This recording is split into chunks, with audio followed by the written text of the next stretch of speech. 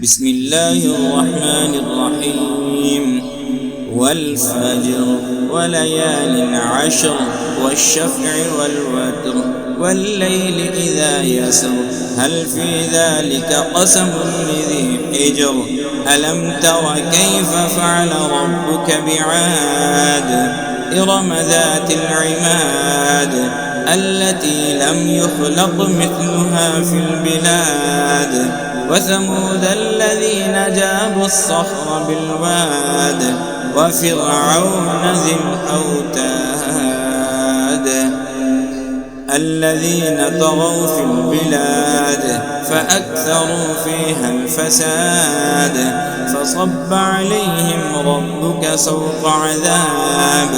إن ربك لبالمرصاد فأما الإنسان إذا ما ابتلاه ربه فأكرمه ونعمه فيقول ربي أكرمن وأما إذا ما ابتلاه فقدر عليه رزقه فيقول ربي أهانن كلا بل لا تكرمون اليتيم ولا تحاضون على طعام المسكين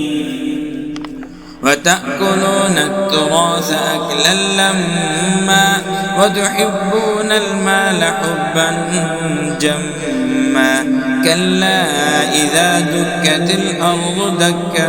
دكا وجاء ربك والملك صفا صفا وجيء يومئذ